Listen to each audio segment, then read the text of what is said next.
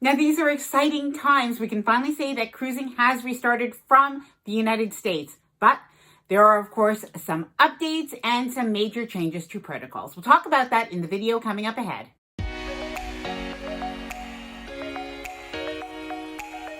Hi there, I'm Ilana from the website lifewellcruise.com. Welcome back to my channel. Now, I think we have all been waiting for this time when we can actually say that cruising has resumed from the United States with, well, paying passengers, right? So this is just awesome, amazing news. The Celebrity Edge has restarted. We're going to talk about that. Plus, we're also going to talk about some really important cruise updates for Carnival in particular. There is actually something that is quite urgent if you are sailing with them in the first two sailings. So I'm going to talk about that. I'm also going to talk about some changes to Royal Caribbean's protocols. So we're going to talk about that, all of these great updates. And I really want to know what your thoughts are on this as well. Now, before I get started, I wanted to mention that if you like this video and if you are happy that cruising has restarted in the United States, please do give this video a big thumbs up. At the same time, if you have not yet subscribed to the channel, please go ahead and do so. It is free and I definitely very much appreciate it. All right, let's move on to the cruise news. So first up, you can tell obviously I'm very excited about this news. The Celebrity Edge has sailed from Port Everglades, that is Fort Lauderdale, Florida. Now I want to give you a little bit of details about this cruise because I think it's really just interesting to know how many passengers are on, etc., etc. So there are 1,195 passengers that are on board. That's actually 41.2% of the occupancy that they can normally have. Now, all the passengers are vaccinated except for 2 unvaccinated adults and 24 unvaccinated children. This is a 7-day Caribbean cruise going to Costa Maya in Mexico, Cozumel, Nassau, and it is, of course, the captain is Captain Kate McHugh. Now, CEO of Royal Caribbean Group, Richard Fain, did do a video commemorating this exciting time, and he did point out, I know a lot of people have questions about the protocols, how's everything going to work, and he did point out the uncertainties as cruising is resuming. Obviously, it's exciting, things are good, and things are always moving forward, but the fact is there are changes to protocols, there are some uncertainties, and that's just the reality of cruising restarting right now during these times. I know I've seen comments where people have asked, can you please explain exactly what the protocols are? And to be honest, I can't do an entire video on what the protocols are because they are changing all the time. Now, in Royal Caribbean news, you may have heard that 2 children tested positive on the last cruise on the Adventure of the Seas, which left from Nassau, Bahamas. Now, it looks like this may have led to a protocol change. Now, what is happening? First, I should mention that the 2 children that were tested positive, one was asymptomatic, we hear, the other one had mild symptoms. Those children and their traveling parties were disembarked in Freeport, Bahamas, and were flying back to the United States. All of the other guests that were, the contact tracing was done and nobody had tested positive. So this is all something good. And this does mean that the protocols work. However, there were some changes made to the protocols, and this is very important. Now, the change is that unvaccinated passengers, and at this point on the Adventure of the Seas, the only people that are unvaccinated are children. So unvaccinated passengers will have to book and go on cruise line excursions. So rather than being able to tour on their own. And what Royal Caribbean says is this is being done in an abundance of caution, and they really want to protect the communities in which they visit. Now, Matt from Royal Caribbean blog, who was on the Adventure of the Seas during this time, did share this information in a blog post, and he also pointed out that Royal Caribbean was giving a sort of discount to offset the cost for these children.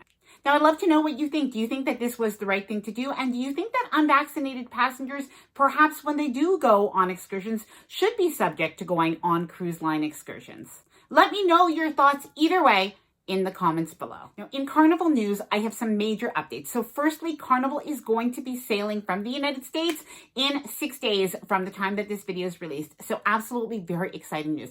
We have some updated protocols, and I have a reminder or an urgent message from Carnival for anybody who is on the Carnival Vista or the Carnival Horizon on the first 2 sailings.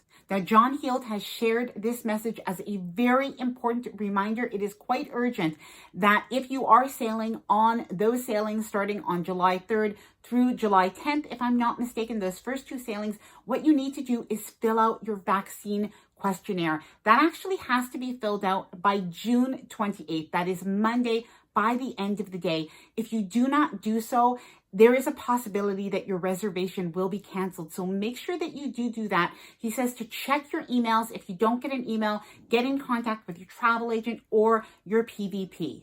Now, if you do have any questions about this, make sure that you do call Carnival as well. It really is something very important. Now, since people have been asking about the protocols, these are the protocols for Carnival for July and August sailings. So when it comes to masks, you will have to wear masks in the terminal building. However, you won't have to wear masks on the cruise ship. Now, if masks do need to be worn in the cruise ports, they will advise passengers. And at the same time, there is a reminder that to bring your own masks on board. There may not be masks sold on board, so it is important to bring a supply of your own. Now, how will excursions work? Well, if you are a vaccinated passenger, you will be able to explore on your own, take excursions on your own, how you like. If you are an unvaccinated passenger, there are just a few in that situation. Well, then you have to go on what they're calling a bubble tour. So more information will be given to you about that. Now, as I just talked about, Carnival is requiring a proof of vaccine for vaccinated passengers. Now, for cruises that do stop in the Bahamas, Carnival is saying for now, do not fill out that Bahamas health form. Do not pay any money. Do not fill it out. They're going to provide you with further information. Also, some new information that I just found out about, and that is that they're not having the kids club for children that are 12 and under during those July and August cruises. Now, of course, these are cruises that are meant to be really vaccinated cruises, and they did make a few exceptions for young children. So that is something to keep in mind, is that any of the cruises that are those early sailings, these protocols are really subject to change, and the cruise lines are really trying to just make the cruises as safe as possible for everybody. And now let's talk about the electronic muster, or the new safety drill, which I think hopefully this is going to be one of the protocols that stay. The rest of it really was for July and August, but it looks like the e-muster might just stick around, and I think a lot of people will be happy with that. So how does it work? Well, you'll want to download your Carnival Hub app. That really is going to be a good app. I think all of the cruise lines are really suggesting that you do download their app right now. So when you board, you'll be able to have your information of your muster station as well. It's going to be like on your boarding documents and on your key cards. So you'll have all of that. But on the app, you'll be able to see even like a little way or a direction to get to your muster station. Now, as well, there will be signs on board. You can actually do this as soon as you board if you want. Now, when you get to your muster station, you're going to meet a crew member, and you're going to be able to check in with your crew member. Now, they do say that the entire party has to check in, and of course, this is safety information, so this is really important. You do want to know where your muster station is in case there's ever a reason that you have to gather for that safety information.